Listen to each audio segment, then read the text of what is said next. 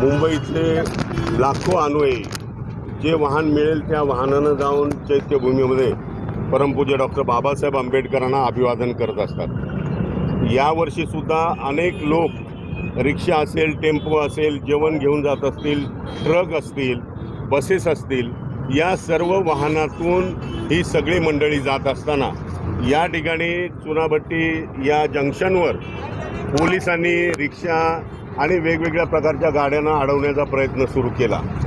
जवळजवळ 1 तास झालं, 1.5 तास झालं, कार्यकर्त्यांचे फोन येऊ लागले। मी स्वतः चैत्यभूमीला असल्यामुळे मला तिकडून यायला थोडासा उशीर झाला, परंतु त्यावेळेस ट्रॅफिक प्रचंड वाढली आणि जवळजवळ घाटकोपरपर्यंत ही ट्रॅफिक गेली। या ठिकाणी कार्यकर्त्यांनी भीमा ॲव्हेन्यूने रस्ता रोखण्याचा प्रयत्न केला आणि पोलिसांनी सुद्धा त्याच्यावर लाठीचार्ज करण्याचा प्रयत्न केला। त्यामध्ये एक महिला बेशुद्ध झाली। खरं म्हणजे पोलीस यंत्रणेला एवढं साधं कळायला पाहिजे होतं की एखादा माणूस या ठिकाणी बेशुद्ध पडतोय, ॲम्ब्युलन्स मागवून किंवा कुठलंही वाहन घेऊन त्या व्यक्तीला हॉस्पिटलाइज करायला पाहिजे होतं, परंतु दुर्दैवानं ते झालेलं नाही आहे। सालाबादप्रमाणे म्हणजे प्रत्येक वर्षी भीमा अनुयायी 5 डिसेंबर 6 डिसेंबरला जी वाहनं मिळतील त्या वाहनातनं चैत्यभूमीला ते जात असतात। याच वर्षी पोलिसांनी अशा पद्धतीनं काय करण्याचा प्रयत्न केला की ज्यामुळं या ठिकाणी लोकांना रस्ता रोको करण्याचा प्रयत्न झालेला।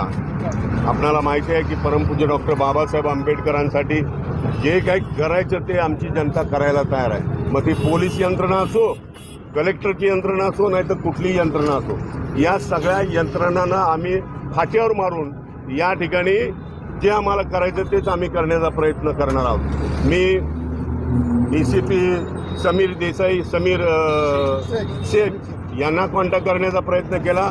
कार्यकर्त्यांनी त्यांना फोन देण्याचा प्रयत्न केला। समीर शेख फोन घ्यायला तयार नाहीत। देवेन भारती मुंबईचे पोलीस कमिशनर यांच्याशी बोलण्याचा प्रयत्न केला, ते फोनवर अवेलेबल नाही आहेत। त्याच्यानंतर मी मग वर्षा बंगल्यावर कॉन्टॅक्ट केला। त्या ठिकाणी मी CM साहेबांना सांगण्याचा प्रयत्न केला, पण CM मुंबईत दुसऱ्या ठिकाणी कुठे असल्यामुळं ते या ठिकाणी अवेलेबल होऊ शकले नाही। पण मग त्यांचे जे PS होते वाघचौरे नावाचे, त्यांच्याशी बोललो आणि त्यांना सांगितलं की या ठिकाणी अशा पद्धतीचा रास्ता रोको सुरू झालेला आहे आणि हा रास्ता रोको जर तुम्ही तात्काळ वाहनांना जर सोडलं नाही तर अख्ख्या मुंबईभर हे आंदोलन उभं राहील आणि 10 डिसेंबरला गालबोट लागल्याचा सगळा ठपका हा शेवटी सरकारवर येईल। माननीय मुख्यमंत्र्यांना माझी विनंती सांगा की तात्काळ ती ट्रॅफिक तिथनं सोडली पाहिजे, अन्यथा मग उद्या आमचं आंदोलन पुन्हा एकदा सुरू होईल। आणि मग मला वाटतं तात्काळ 4-5 मिनिटामध्येच DCPना त्याचा मेसेज आला आणि त्याप्रमाणे मग ही वाहतूक सुरळीत झालेली दिसते। परंतु या निमित्ताने मी आपल्याला सांगू इच्छितो की पोलीस यंत्रणेने जो अश्लाघ्य असा प्रयत्न केला ट्रॅफिक थांबवण्याचा, भीमा ॲव्हेन्यूनं थांबवण्याचा प्रयत्न केला, त्याचा मी प्रचंड निषेध करतो। आणि या ठिकाणचे जे DCP आहेत समीर शेख यांना सरकारनं तात्काळ सस्पेंड करावा अशी या निमित्तानं मागणी करतो। साहेब, रात्री 3 वाजता पण असाच प्रकार घडला होता। रात्री अडवण्याचा प्रयत्न झाला, पुन्हा आजही झालं। काय जाणीवपूर्वक होते का काय नक्की? मला तर त्याची थोडीशी वासच लागलेला आहे की अशा पद्धतीनं जाणून बुजून या ठिकाणी हा प्रयत्न करण्याचा प्रयत्न होतोय। भीमा अनुयायांना फडकवून या ठिकाणी दंगा होतोय, दंगा करण्याचा एक संधी प्राप्त होईल काय अशा पद्धतीनं हे सगळं सुरू झालेलं आहे आणि त्याचाच एक भाग आहे। रात्री जे झालं पुन्हा ते दुपारीपर्यंत झालं।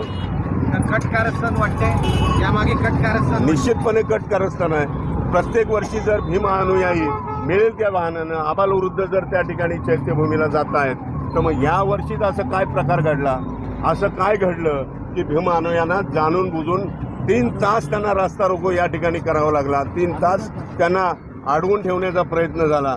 आज पण आपण बघा आजूबाजूला सगळ्या रिक्षा उभ्या आहेत, प्रचंड लोक दुपारपासून सकाळपासून जेवण घेऊन चैत्यभूमीवर जातात, त्यांच्या जेवणाच्या गाड्यासुद्धा अडवलेल्या आहेत।